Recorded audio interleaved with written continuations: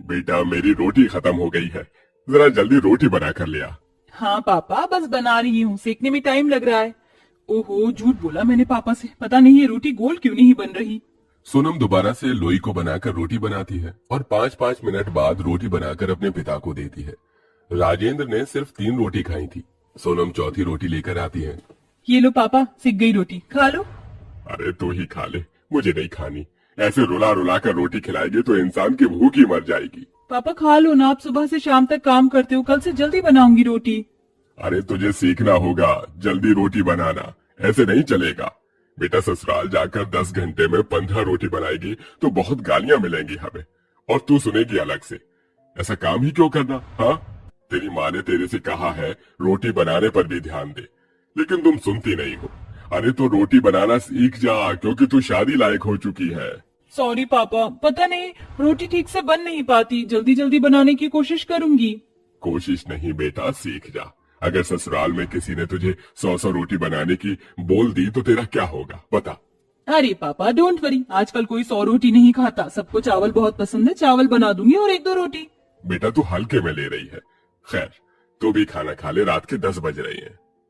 राजेंद्र सोने चला जाता है और सोनम खाना खाती है। पापा ने गलत नहीं बोला, मुझे रोटी बनानी आनी चाहिए। मम्मी को नानी के घर 1 महीने से रुकी हुई है और आज पापा ने कह ही दिया मुझे, इतने दिन से तो वो ठीक से खाना नहीं खा पा रहे थे। 3 महीने गुजर जाते हैं। इस बीच सोनम के माता पिता उसकी शादी अंकुर के साथ धूमधाम से कर देते हैं और स्वागत के समय उसकी 5 नंद फूल बरसाकर उसका स्वागत करती हैं। आइए आइए भाभी, आपका घर में स्वागत है। कल तो भाभी के हाथ का खाना खाने को मिलेगा। ये हाँ, पर मुझे तो अभी से ही भूख लग रही भाभी, अभी कुछ बना दो। अरे पागल वागल हो रही हो क्या तुम दोनों? सुबह ही तो तुमने खाना खाया था। अरे शादी का खाना बचा हुआ है, जाकर वही भर लो। माँ देख लो भैया कैसे कह रहे, भर लो, वो भी भाभी के सामने। अंकुर बेटा ऐसा मत कर। तो माँ ये भी कहाँ सुधर रही है, 1 नंबर की भुक्कड़ है। ये छोड़ो, 5 बहन मेरी ऐसी हैं। मैं थक गया हूँ, मुझे अंदर जाना है। वैसे भी हाँ बेटा जाओ, तुम दोनों आराम कर लो। दोनों बहू बेटे आराम करने चले जाते हैं। अगले दिन सुबह सुबह बारिश शुरू हो जाती है। 5 नंद बारिश देख पकौड़े खाने की जिद करती हैं, जिसके बाद सोनम को बहुत ज्यादा क्वांटिटी में पकौड़े बनाने पड़ते हैं। उफ, पकौड़ी बनाने में तो मेरी जान निकल गई। इतना भरपेट खिला दिया कि अब दोपहर का खाना खाने की जरूरत नहीं है किसी को भी। ऊपर से तेल वाला खाना था, आराम कर लेती हूँ अब मैं। सोनम अपने कमरे में लेट जाती है कि उसकी 5 नंद आ जाती हैं। अरे भाभी आप सो क्यों रही हो? क्यों, कोई काम है क्या दीदी? मैं थोड़ी देर आराम कर रही थी बस ऐसे ही। अरे कौन सा काम कर रहे हो, खाना तो बना दो, भूख लग रही है। क्या पिंकी दीदी आप मजाक कर रही हो क्या? अभी तो आपने चाय पकौड़े का नाश्ता किया, अब कौन सा खाना बनाना है? माँ जी से मैंने पूछा था, उन्हें भी खाना नहीं खाना है। अरे माँ का छोड़ो आप, वो तो 2-3 रोटी खाती है, लेकिन हमारा तो 100 रोटियों से ही पेट भरता है। जल्दी से दोपहर का खाना बना दीजिए। क्या, दोपहर का खाना 100 रोटी? आपको देखकर लगता है कि आप 5 रोटी से ज्यादा नहीं खाती होंगी, फिर भी कुल मिलाकर 20-30 रोटी हो गई। 100 कैसे? ओफो सोनम भाभी आप चिंता मत कीजिए, माँ वैसे भी हमसे परेशानी थी कि हम उनसे 100 रोटी बनवाते, लेकिन अब आप आ गई हो तो आपको ही 100 रोटियां बनानी पड़ेंगी। चाहिए बना दीजिए, बहुत भूख लग रही है। आपकी 5 नंदों का पेट 100 रोटी खाकर ही भरता है। हाँ ठीक है। ये सुनकर सोनम सदमे में आ जाती है और रसोई में रोटी बनाना शुरू करती है। रोटी बनाते बनाते आटा खत्म हो जाता है। हे भगवान, अभी तो बस गिनती की 44 रोटी बनी है, 50 से भी ज्यादा बनाना बाकी है। मुझे और आटा लेना होगा। अरे भाभी कितनी देर में रोटी लाओगी? आप देखो तो जरा 3 बज रहे हैं। ला रही हूँ दीदी, आटा गूंथ रही हूँ, दोबारा खत्म हो गया था। भाभी सही अंदाज से बनाया करो, जल्दी करो। कीर्ति चली जाती है और सोनम दोबारा आटा लगाकर रोटी बनाने लगती है। ये भगवान, उस दिन पापा की बात सुन लेती तो अच्छा रहता, लेकिन मैं उस दिन से भी ज्यादा जल्दी जल्दी रोटी बना रही हूँ, फिर भी है कि रोटियां जल्दी नहीं बन पा रही और 100 रोटी बनानी है। ये भगवान मेरा क्या होगा? मैं तो आज ही थक गई 100 रोटी बनाने में, लेकिन अब मुझे रोज बनानी पड़ेगी। सोनम जैसे तैसे 100 रोटी बनाकर अपनी 5 भुक्कड़ नंद को खिला देती है, जिसके बाद वो 5 डकार लेती हैं और सोनम राहत की सांस। हे भगवान, अब जाकर पेट भरा है। थैंक यू भाभी, रात को भी 100 रोटी बना देना, और हाँ माँ जो खाएंगी वो एक्स्ट्रा अलग। ठीक है, अब मैं अपने कमरे में जा रही हूँ, थक गई हूँ खड़े खड़े। अरे भाभी बाहर बारिश आ रही है, छत पर कपड़े सूख रहे हैं, चाहिए जल्दी लेकर आइए। ठीक है।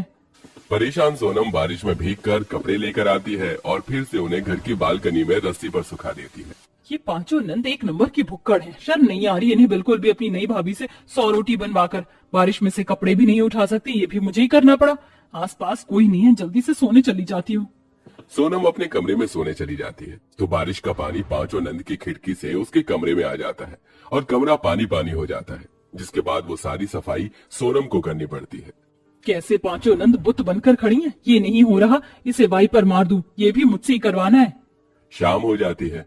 रात को फिर से सोनम को 100 रोटी बनानी पड़ती है। तभी वो अपना दिमाग लगाती है। मेरी पांचों नंद बहुत ज्यादा भुक्कड़ हैं। रोटी बनाने में बहुत मेहनत लगेगी, कुछ अच्छा सा टेस्टी टेस्टी ज्यादा बना देती हूँ। हाँ, मटर पुलाव बना देती हूँ, वैसे ही बरसात का मौसम है, अच्छा लगेगा पुदीने की चटनी के साथ, और साथ में दही।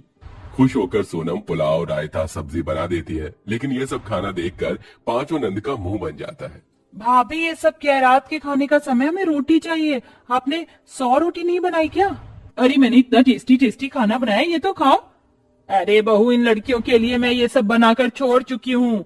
ये मेरे घर का सबसे ज्यादा आटा खाती हैं, चावल तो यूं ही पड़े रहते कनस्तर में। जा जाकर जल्दी से 100 रोटियां बनाकर ला। हे भगवान, मेरी इतनी सारी मेहनत बेकार गई, रोटी तो मुझे बनाने ही जाना पड़ेगा। ओहो, बारिश हो रही है सोनम। मैंने अपने जूते धोकर ऊपर रखे थे, जरा ले आना, कहीं भीग न जाए। जी लाई। और भाभी मैंने ऊपर अपना कॉलेज बैग रखा था, वो भी ले आना। ठीक है।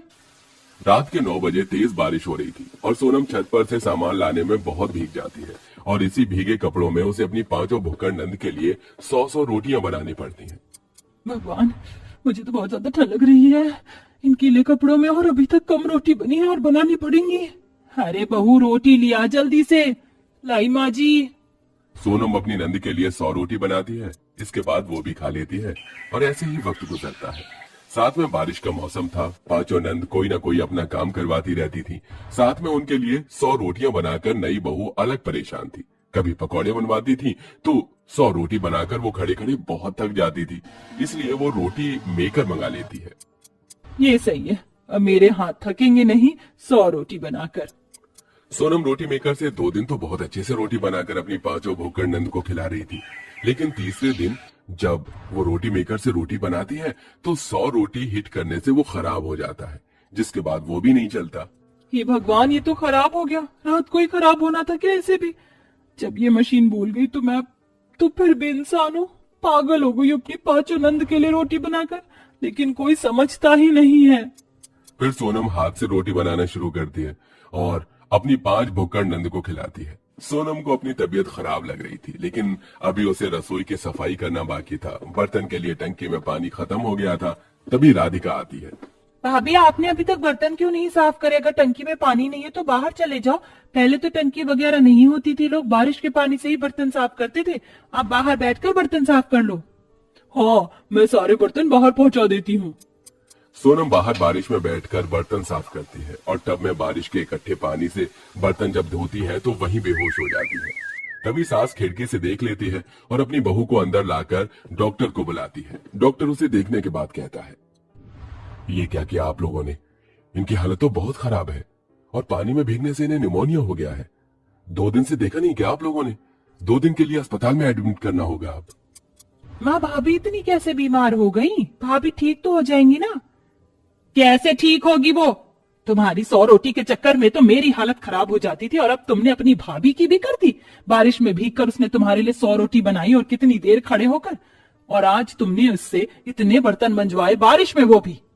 तो 5 लड़कियों से काम नहीं हो रहा था जो बहू को धकेल दिया बारिश में। अब देख लो क्या हो गया उसको। अपनी भूख को कम कर लो, वरना खुद अपने लिए 100 रोटी बेला करो। परेशान करके रखा है।